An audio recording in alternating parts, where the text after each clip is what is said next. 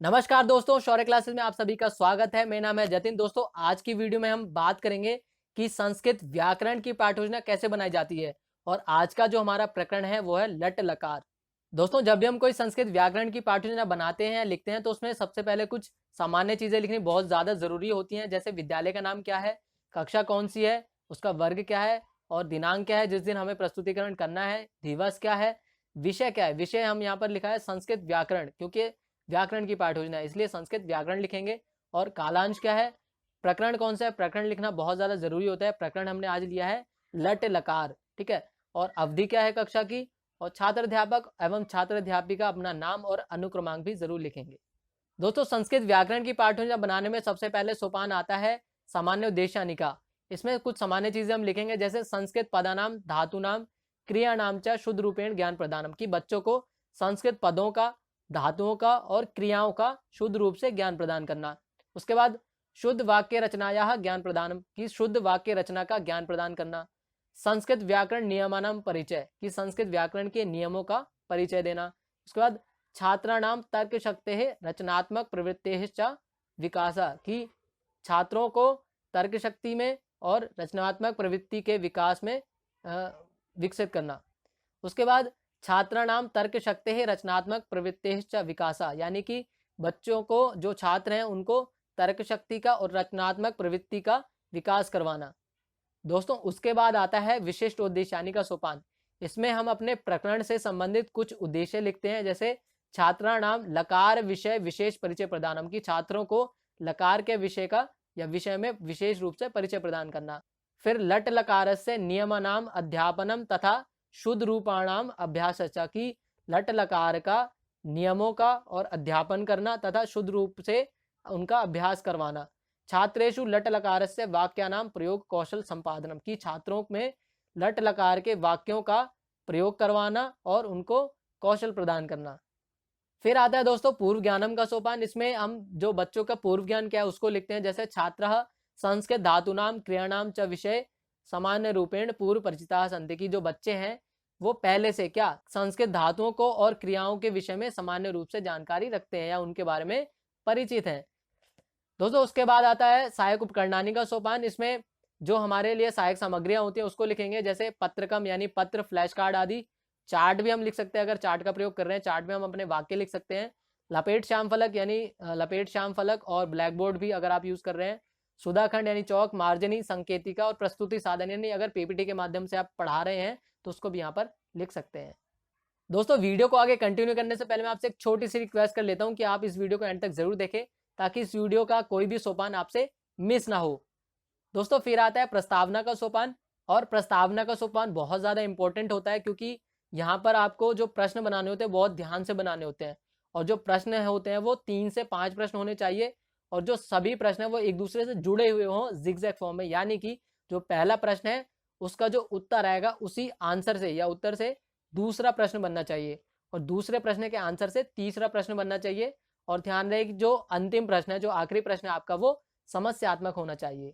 दोस्तों, उसके बाद आता है उद्देश्य कथन का सोपान। इसमें जो छात्र अध्यापक छात्र अध्यापिका उद्देश्य कथन करते हैं कि छात्राः अद्य वयम लट लकारस्य विषय विस्तृत रूपेण पठामः या पठिष्यामः, ठीक है। इस तरीके से आप उद्देश्य कथन करेंगे।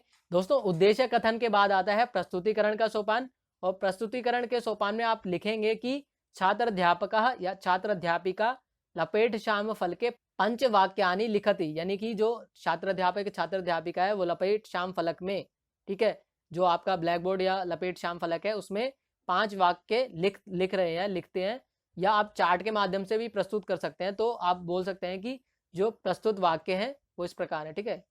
संस्कृत में आपको बोलना होगा क्योंकि संस्कृत की व्याकरण की पाठ योजना है। तो 5 जो वाक्य हैं वो इस प्रकार क्या है, लट लकार से जो संबंधित हो, ये भी आपको लिखना जरूरी है कि प्रति वाक्यम लट लकार संबद्धः वर्तते, की उससे संबंधित है।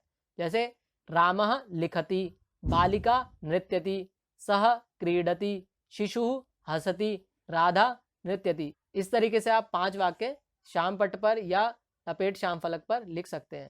दोस्तों, उसके बाद जो आपने वाक्य लिखे हैं, ठीक है, उसके विश्लेषण के लिए आप बच्चों से प्रश्न पूछेंगे कि जैसे यहाँ पर छात्र अध्यापक का प्रश्न पृच्छति, बच्चों से प्रश्न पूछते हैं कि रामः लिखति, जो पहला वाक्य उसमें अस्मिन वाक्य कर्ता का अस्ति, कि इसका जो कर्ता है कौन है, ठीक है, काम को जो क्रिया को करने वाला कौन है, तो छात्र बोलेंगे रामः, क्योंकि राम लिखति, राम लिख रहा है, ठीक है।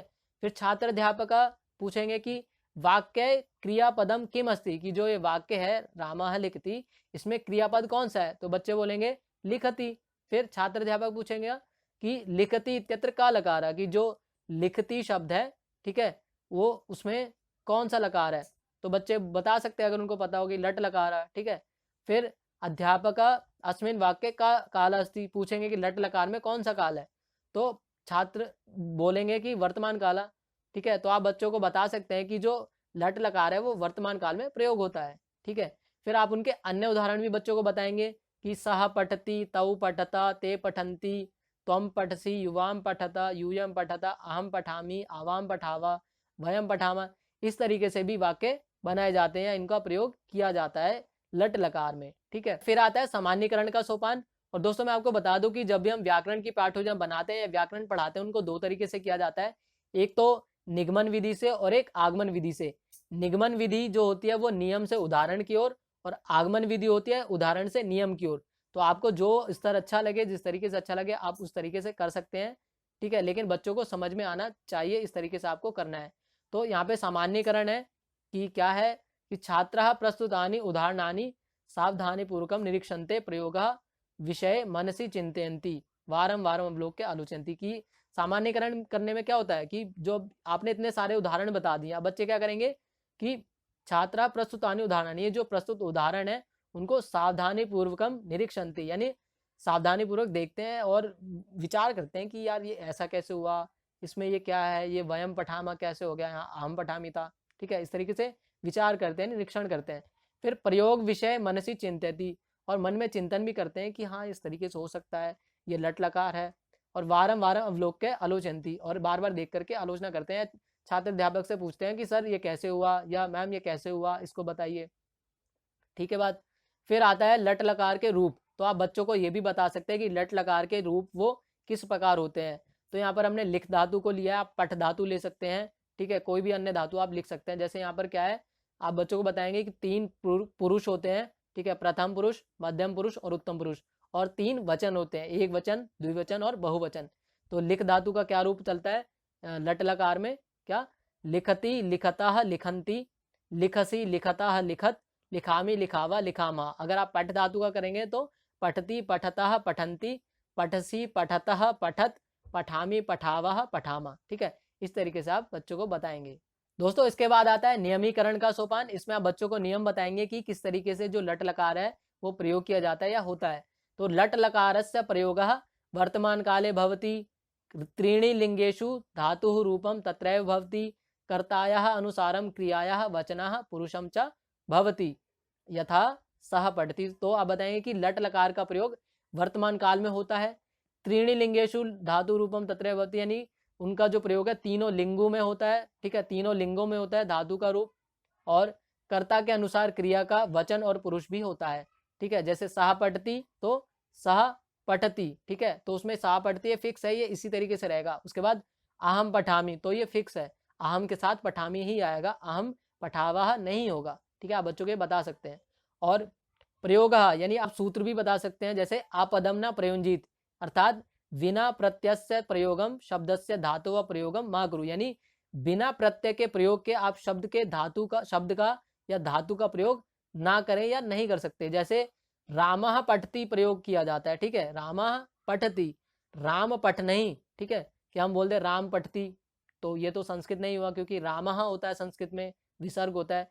क्यों हुआ, क्योंकि रामः पठति, ठीक है, राम एक वचन है तो पठति भी एक वचन का ही होगा, ठीक है। तो रामः पठति ये प्रयोग होता है, राम पठ या राम पठति नहीं प्रयोग होता है, ठीक है बात।